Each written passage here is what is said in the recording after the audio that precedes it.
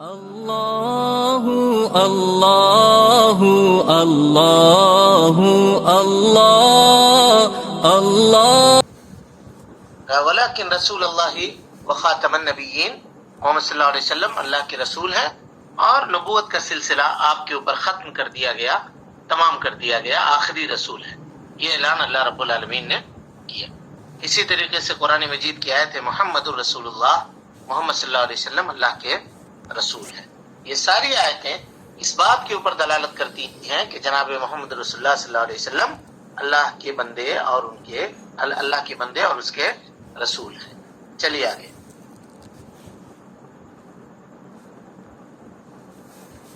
سوال یہ ہے کہ یہ دلیل ہے محمد صلی اللہ علیہ وسلم اللہ کے رسول ہیں، یہ دلیل ہم جان گئے، اس کی گواہی ہم نے دے دی، یہ کہہ دیا لا الہ الا اللہ محمد الرسول اللہ۔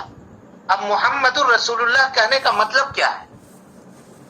محمد الرسول اللہ کی جو گواہی دیتا ہے جو شخص، اس کے اوپر کون سی چیزیں عائد ہوتی ہیں، یا محمد الرسول اللہ کا تقاضا کیا ہے؟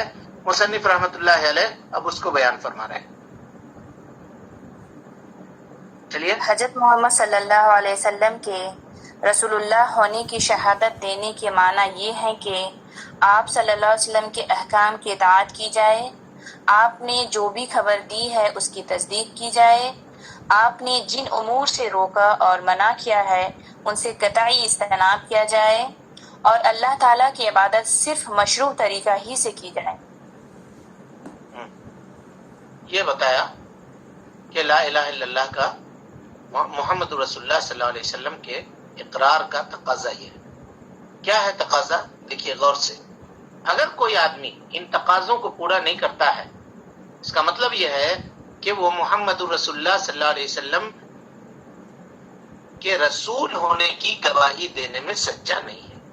بالکل اسی طریقے سے جو لا الہ الا اللہ کا اقرار تو کرتا ہے لیکن غیر اللہ کی بھی عبادت کرتا ہے، بتوں کے سامنے بھی جھکتا ہے، قبروں کے سامنے بھی جھکتا ہے، عبادت کے قسموں کو اللہ کے علاوہ دوسرے لوگوں کے لیے بھی انجام دیتا ہے، تو ہم کہیں گے کہ یہ آدمی لا الہ الا اللہ کے تقاضے کو پورا نہیں کر رہا ہے۔ بالکل اسی طریقے سے محمد رسول اللہ کی گواہی دینے والے شخص کے اوپر کیا چیزیں واجب ہوتی ہیں، مصنف رحمت اللہ علیہ نے اس کو بیان فرمایا۔ کہا حضرت محمد صلی اللہ علیہ وسلم کو اللہ تعالی کا سچا رسول ماننے کی گواہی دینے کا مفہوم یہ ہے کہ کیا ہے مفہوم؟ رسول اللہ صلی اللہ علیہ وسلم نے جن چیزوں کا حکم دیا ہے اس کے اوپر عمل کرنا، اور صرف یہ حکم دیا ہے ان چیزوں کے اوپر عمل کرنا نہیں، محبت کے ساتھ، محبت کے ساتھ، یعنی نبی صلی اللہ علیہ وسلم سے محبت ہو۔ اگر آدمی نبی جناب محمد رسول اللہ صلی اللہ علیہ وسلم سے بغض رکھے، آپ سے عداوت رکھے اور آپ کی باتوں کو مانے، تب بھی اطاعت کا معنی اور اطاعت کا مفہوم ادا نہیں ہوگا۔ اطاعت کہتے ہیں محبت کرتے ہوئے اس کی اتباع کرنا، اس کی پیروی کرنا، اس کی پیروی کرنا، یعنی نبی صلی اللہ علیہ وسلم کے اوپر ہم ایمان لائیں۔ اطاعت کا یہ مطلب ہے کہ ایمان لائیں۔ ایمان لانے کے بعد نبی صلی اللہ علیہ وسلم سے محبت کریں، ایسی محبت جو دنیا کی تمام چیزوں کی محبتوں کے اوپر غالب ہو، تمام چیزوں کی محبت کے اوپر غالب ہو۔ نبی صلی اللہ علیہ وسلم نے فرمایا والذی نفسی بیدہ، جان لو، مسلم کی روایت ہے، تم میں کا کوئی بھی شخص اس وقت تک مومن نہیں ہو سکتا حتی اکون احب الیہ من والدہ وولدہ والناس اجمعین، یہاں تک کہ میں اس کے نزدیک اس کے باپ سے اور اس کے بچوں سے زیادہ محبوب نہ ہو جاؤں، اور پوری دنیا والوں سے اس کے نگاہ میں زیادہ محبوب نہ ہو جاؤں، تب تک وہ شخص جو محمد رسول اللہ کا اقرار کر رہا ہے وہ مومن نہیں ہو سکتا۔ اب غور کیجئے، محبت کا امتحان ہوتا کہاں پر ہے؟ جب نبی صلی اللہ علیہ وسلم کی بات کچھ اور ہے اور ہم لوگ کوئی دوسرا کام کرتے ہیں، اور ہمارے دھیان میں، ہماری نگاہ میں بات یہ ہوتی ہے کہ اگر ایسا کہیں گے تو گاؤں والے کیا کریں گے، یہ کریں گے تو محلے والے کیا کہیں گے، لوگ ہم کو بیکورڈ کہیں گے، لوگ ہم کو فلاں کہیں گے، لوگ ہم کو فلاں کہیں گے. سمجھ میں آ رہی بات؟ یہ سب بہانے بازیاں ہوتی ہیں جس کی وجہ سے آدمی اللہ کے نبی صلی اللہ علیہ وسلم کی باتوں کو ترک کر دیتا ہے، دوسروں کی باتوں کو اوپر کرتا ہے. تو ایسا کرنے والا شخص نبی صلی اللہ علیہ وسلم کے رسول ہونے کی گواہی دینے میں سچا نہیں ہے. گواہی دینے کا مطلب یہ ہے کہ وہ جناب محمد رسول اللہ صلی اللہ علیہ وسلم کی اتباع کرے، آپ صلی اللہ علیہ وسلم کی پیروی کرے. طاعتہ فیما امر، جن چیزوں کے کرنے کا نبی صلی اللہ علیہ وسلم نے حکم دیا ہے ان چیزوں کو کیا جائے. اور در حقیقت نبی صلی اللہ علیہ وسلم کی اتباع اور پیروی کرنا یہ اصل میں اللہ رب العالمین کی اتباع اور پیروی ہے. دلیل اس کی اللہ تعالیٰ سورہ نساء میں فرماتا ہے من یطع الرسول، جس نے رسول کی اطاعت کی فقد اطاع اللہ، اس نے اللہ رب العالمین کی اطاعت کی. کیونکہ اللہ رب العالمین ہی نے رسول کو وہ بات کہنے کا حکم دیا تھا. ما ينطق عن الهوى، اللہ کے نبی جناب محمد رسول اللہ صلی اللہ علیہ وسلم اپنی طرف سے کچھ بھی نہیں بولتے.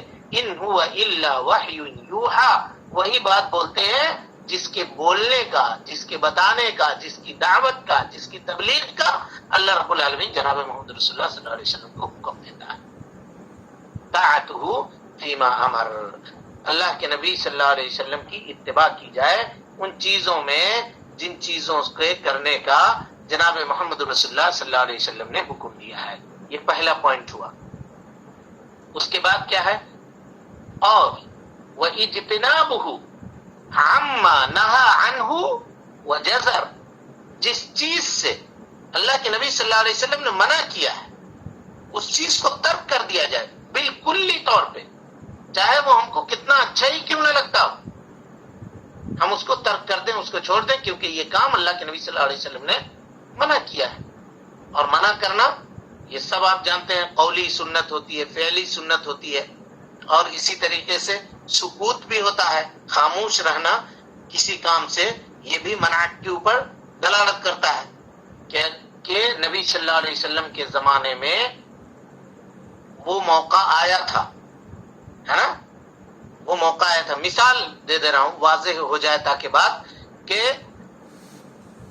12 ربیع الاول آج لوگ سیلیبریٹ کرتے ہیں، نبی صلی اللہ علیہ وسلم کا برتھ ڈے مناتے ہیں، کہتے ہیں کہ اس دن اللہ کے نبی صلی اللہ علیہ وسلم پیدا ہوئے تھے، تو اس کو ہم خوشی کے طور پہ منائیں گے اور مناتے ہیں. اکثریت دنیا کے اندر مسلمانوں کی اس کو مناتے ہیں. پوچھا جائے کہ بھائی کیوں مناتے ہیں آپ؟ تو اللہ کے نبی صلی اللہ علیہ وسلم نے کہاں منع کیا؟ آپ نے روکا کہاں؟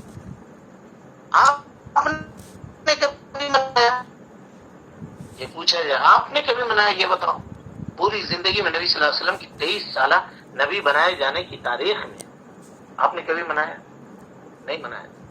آپ سے اس روئے زمین کے اوپر سب سے زیادہ محبت رکھنے والے جو صحابی تھے حضرت ابوبکر صدیق رضی اللہ تعالیٰ عنہ نے منایا، خلیفہ راشد دوم حضرت عمر ابن خطاب نے منایا، حضرت عثمان غنی نے منایا، حضرت علی نے منایا رضی اللہ عنہم اجمعین. صحابہ کرام نے منایا؟ نہیں منایا. لیکن یہ نیکی کا کام ہے، ہم مناتے ہیں، تو اس میں کیا حرج کی بات؟ نبی نے منع تو نہیں کیا ہے، نبی نے روکا تو نہیں ہے. بھائی نبی صلی اللہ علیہ وسلم کے زمانے میں 12 ربیع الاول کا دن آیا، آپ صلی اللہ علیہ وسلم نے نہیں منایا. آپ کا نہ منانا، اس کام سے رک جانا، یہ اس بات کے اوپر دلالت کرتا ہے کہ شریعت کے اندر یہ کام جائز نہیں ہے، اس کو نہیں کرنا، اس کو ترک کر دینا، اس کو چھوڑ دینا، یہ اس بات کے اوپر دلالت کرتا ہے. سمجھ میں آ رہی بات؟ جی ہاں. تو اس کو سمجھیے گا کہ اللہ کے نبی صلی اللہ علیہ وسلم نے جس کام کے کرنے سے منع فرمایا ہے، محمد رسول اللہ صلی اللہ علیہ وسلم کو وَأَنَّ مُحَمَّدًا عَبْدُهُ وَرَسُولُهُ، یہ گواہی دینے والے شخص کے اوپر یہ واجب ہے اور تقاضا ہے اس کے ایمان کا کہ وہ اس کام کو چھوڑ دے، اس کام کو ترک کر دے، کیونکہ اللہ کے نبی صلی اللہ علیہ وسلم نے وہ کام نہیں کیا ہے. اب اس کے بعد آئیے جن چیزوں کی اللہ کے نبی صلی اللہ علیہ وسلم نے خبر دی ہے ان چیزوں کی تصدیق کرنا. یہ تصدیق 2 طرح سے ہوگا جی. تصدیق دو طرح سے ہوگا نبی صلی اللہ علیہ وسلم کے تعلق سے. ایک تو یہ کہ وہ باتیں جو اللہ کے نبی صلی اللہ علیہ وسلم نے مستقبل کے امور کے تعلق سے بتائی ہیں، یعنی آنے والے زمانے کے تعلق سے، جیسے دجال کا خروج ہوا، یاجوج اور ماجوج کا خروج ہوا. قرآن مجید کے اندر بھی یاجوج اور ماجوج کا تذکرہ ہے، لیکن اور جو چیزیں قیامت، علامات قیامت ہوئی، قیامت کی نشانیوں کے تعلق سے جو گفتگو ہوئی، جو چیزیں اللہ کے نبی صلی اللہ علیہ وسلم نے بتائی ہیں، اور اس کو ہم جانتے ہیں صحیح سند سے، نبی صلی اللہ علیہ وسلم سے وہ چیزیں ہم تک پہنچی ہیں، تو ہم تفصیلی طور پر اس کے اوپر ایمان لائیں گے. جن باتوں کی خبر اللہ کے نبی صلی اللہ علیہ وسلم نے دی ہے، ان باتوں کو لائیں. اب یہاں پہ یہ نہیں چلے گا، یہ ہم نہیں کہیں گے کہ نہیں دجال کا کہنا ایک افسانہ ہے، یہ یوں ہی ہے، یا یہ نہیں کہیں گے کہ ہٹلر جو آیا تھا وہی دجال تھا، یہ نہیں کہیں گے کہ فلاں تھا. ایک ایک بات جو کچھ آپ نے کہا ہے، جیسا کہا ہے، جس طرح سے کہا ہے، اس کو ویسے ہی اس کے اوپر ایمان لانا. یہ تو ایمان لانے کا، یعنی نبی صلی اللہ علیہ وسلم کی تصدیق کرنے کا ایک مطلب یہ ہوا. دوسرا مطلب یہ ہوا کہ نبی صلی اللہ علیہ وسلم کو سچا مانے، ہر بات میں، ہر قول میں، ہر معاملے میں، ہر فیصلے میں، ہر خبر دینے میں، ہر حکم دینے میں، ہر بات کو بتانے میں آپ صلی اللہ علیہ وسلم کو صادق مانا جائے، آپ صلی اللہ علیہ وسلم کو سچا مانا جائے. یہ نبی صلی اللہ علیہ وسلم کی تصدیق کا مطلب. سمجھ میں آ رہی بات؟ چلو یہ بات ہمارے موافق ہے تو ہم کہہ رہے ہیں چلو ایسا تو ہوگا، لیکن یہ بات ہماری مخالف ہے یا ہمارے عقل کے اندر نہیں آ رہی ہے تو ہم کہیں نہیں ایسا نہیں ہو سکتا. یہ اس زمانے کی بات ہے جی، آج کل کے زمانے میں یہ چیز نہیں ہوتا. جیسے لوگوں نے کہا کہ نبی صلی اللہ علیہ وسلم کی وہ حدیث، آپ نے فرمایا کہ اگر کھانے کے برتن میں کوئی مکھی کسی کی گر جائے تو اس کو دوبارہ ڈبو کے نکال کر کے اس کو پھینک دے. حدیث ہے نبی صلی اللہ علیہ وسلم. کچھ مہذب لوگوں نے، اور مہذب کیا وہ خود غیر مہذب ہیں، ان لوگوں نے یہ کہا کہ یہ کون سی بات ہو گئی، مکھی غلیظ چیز ہے، گندی چیزوں کے اوپر بیٹھتی ہے، اس کو نبی صلی اللہ علیہ وسلم نے کیسے کہا کہ اس کو پانی میں ڈبو دو یا اس کو کھانے میں دوبارہ پورے طور پہ ڈبو کر کے نکال کر کے پھینک دو. ہم اس حدیث کو نہیں مانیں گے. یہ بعض لوگوں نے یہاں تک جرأت کی اور کہا کہ اس حدیث کو ہم اپنے پاؤں کے نیچے رکھتے ہیں. نعوذ باللہ من ذالک. تو یہ آپ صلی اللہ علیہ وسلم سے محبت کی دلیل نہیں ہوئی. تمہاری عقل میں وہ بات نہیں آ رہی ہے، اس کا یہ مطلب نہیں ہے کہ وہ بات نہیں ہے. اگر نبی صلی اللہ علیہ وسلم سے صحیح سند سے وہ بات ثابت ہو رہی ہے، اس کے اوپر آپ کو ایمان لانا. سمجھ میں آ گئی بات؟ آپ صلی اللہ علیہ وسلم کی تصدیق کرنے کا مطلب سمجھ میں آ گیا؟ جی ہاں، کہ جن چیزوں کی خبر دی ہے ان چیزوں کی تصدیق کرنا. اور اللہ رب العالمین کی عبادت، یہ دیکھیے یہ بہت اہم شرط ہے کہ اللہ رب العالمین کی عبادت اس طریقے کے اوپر کرنا. اس کو صاحب ترجمہ نے مشروع لکھا ہے آپ کے یہاں جو آپ نے پڑھا. بہرحال وہ مشروع ہے، مطلب یہ ہوا کہ اللہ رب العالمین کی عبادت اسی طریقے کے اوپر کرنا جس طریقے کے اوپر اللہ کے نبی صلی اللہ علیہ وسلم نے کیا ہے. یہ مطلب ہے وہ اللہ یعبد اللہ، اللہ کی عبادت نہ کرے کوئی آدمی الا بما شرع، سوائے اسی طریقے کے اوپر جس طریقے کے اوپر اللہ کے نبی صلی اللہ علیہ وسلم کر کے گئے ہیں. اور آج کوئی آدمی یہ کہے کہ نبی صلی اللہ علیہ وسلم نے وہ کیا تھا، وہ اس زمانے کے لیے کیا تھا، آج کل کے زمانے کے لیے یہ چیزیں ہم اس کو کریں گے، اس کو نہیں کریں گے. تو ایسا کرنے والا لا الہ محمد الرسول اللہ کے گواہی دینے کی تقاضے کو پورا کرنے والا نہیں ہے. سمجھ رہے ہیں؟ یعنی یہ ہوا مطلب کہ مصنف رحمہ اللہ نے محمد الرسول اللہ کی شہادت کا معنی بیان کرتے ہوئے یہ فرمایا کہ تمام مسلمان مرد اور عورت کے اوپر یہ واجب ہے کہ شہادت کے ان تقاضوں کو پورا کرے. اور تقاضے کیا ہیں؟ رسول اللہ صلی اللہ علیہ وسلم نے جن چیزوں کا حکم دیا ہے ان چیزوں کے اوپر عمل کرنا، آپ کے اوپر ایمان لانا، آپ سے محبت کرنا، یہ سب چیزیں اس میں داخل ہیں. جن چیزوں کی خبر دی ہے ان چیزوں کی تصدیق کرنا، اور خبر کی تصدیق کیسے ہوگی یہ ہم نے آپ کو بتا دیا. جن چیزوں سے اللہ کے نبی صلی اللہ علیہ وسلم نے روکا ہے، منع کیا ہے، ان چیزوں سے رک جانا، ان چیزوں سے باز آ جانا، اور اللہ رب العالمین کی عبادت نبی صلی اللہ علیہ وسلم کے بتائے گئے طریقے کے مطابق کرنا. جس طریقے پر اللہ کے نبی صلی اللہ علیہ وسلم نے اللہ رب العالمین کی عبادت کی ہے اسی طریقے کے اوپر اللہ رب العالمین کی عبادت کرنا. خود سے طریقہ نہیں بنانا. لوگ کہتے ہیں اللہ تعالیٰ نے ہم کو عقل دی ہے, اس زمانے میں ایسا چلتا تھا, آج کے زمانے میں یہ نہیں چلے گا. بھائی عقل اللہ رب العالمین نے شریعت کو سمجھنے کے لیے دیا ہے, یہ بات جان لیجئے گا. شریعت بنانے کے لیے نہیں دیا ہے. کوئی کتنا بڑا سے بڑا عقل مند آدمی کیوں نہ ہو, اس کو یہ اختیار نہیں ہے کہ وہ شریعت بنائے. اتنا بڑے مولوی ہیں, ہم لوگ کہتے ہیں اتنے بڑے مولوی صاحب ہیں, کیسے غلط بول دیں گے؟ اگر وہ دلیل سے نہیں بول رہے ہیں, اپنی طرف سے بول رہے ہیں, چاہے جتنے بڑے بھی مولانا کیوں نہ ہو اور جتنے کتابوں کے حفظ کیے ہوئے کیوں نہ ہو اور کتنے بڑی لائبریری پیچھے رکھ کر کے کیوں نہ بولتے ہوں, اگر دلیل نہیں ہے تو ان کو یہ روا نہیں ہے کہ وہ اپنے عقل سے شریعت میں کوئی بات کریں. سمجھ میں آ رہی ہے بات یا نہیں آ رہی ہے؟ جی ہاں, اس موضوع پہ یہ وہ موضوع ہی اس طرح سے ہے کہ یہاں جانے کے بعد آدمی اپنے آپا کھو بیٹھتا ہے. اتنی اس قدر مخالفات, اس قدر چیزیں آج دنیا کے اندر رائج کر دی ہیں لوگوں نے کہ اس معاملے کو سمجھنے کے لیے ضروری ہے آدمی کی غیرت جاگی ہوئی ہونی چاہیے جناب محمد رسول اللہ صلی اللہ علیہ وسلم کی اتباع اور پیروی میں. کھٹکنی چاہیے اس کو ہر وہ بات جو نبی صلی اللہ علیہ وسلم کے دلیل سے نہ ثابت ہوتی ہو, جو آپ صلی اللہ علیہ وسلم کے طریقے سے نہ ثابت ہوتا ہو. کیونکہ گمراہیوں کے راستے اکثر راستوں کو لوگوں نے اتباع کے راستے سے پیدا کیا ہے. چونکہ ان لوگوں کو قرآن مجید کے اندر کوئی رد و بدل کی راہ نظر نہیں آئی کہ قرآن مجید کے اندر تو کچھ نہیں کر سکتے دائیں بایاں, تو ان لوگوں نے حدیث مصطفیٰ صلی اللہ علیہ وسلم کو اپنا جولان گاہ بنایا اور اپنے عقلی گھوڑے کو قرآن اور حدیث کو سمجھنے کے لیے دوڑایا اور امت کے ماتھے کے اوپر بدنامی کا وہ ٹیکا داغا کہ قیامت تک کوئی آدمی اس کو اس کے ماتھے سے ہٹا نہیں سکتا ہے اور نکال نہیں سکتا ہے.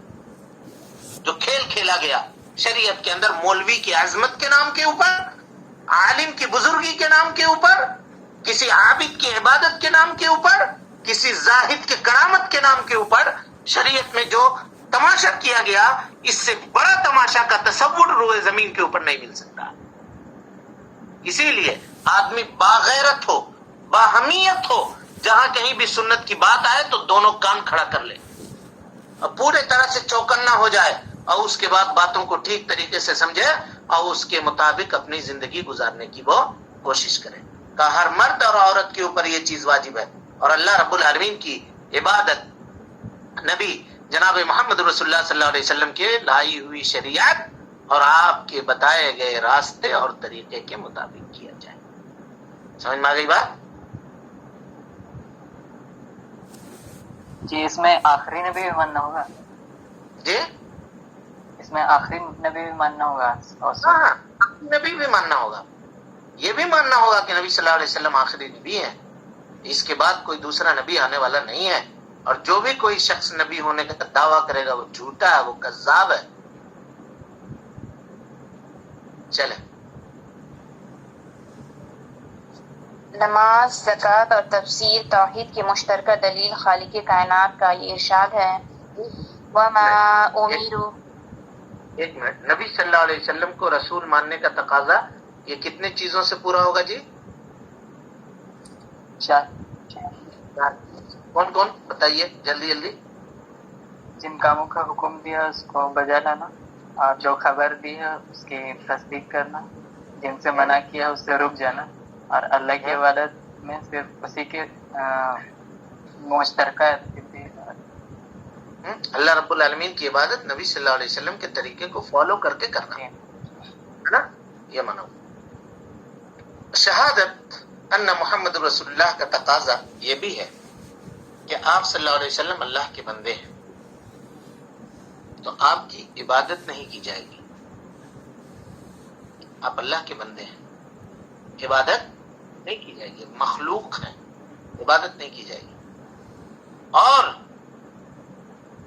رسول ہے آپ, تو آپ کی تکذیب نہیں کی جائے گی, آپ کو جھوٹا بھی نہیں سمجھا جائے گا. نعوذ باللہ من ذالک. آپ صلی اللہ علیہ وسلم کی تصدیق کی جائے گی. چلیے اس کے بعد دوسرا رکن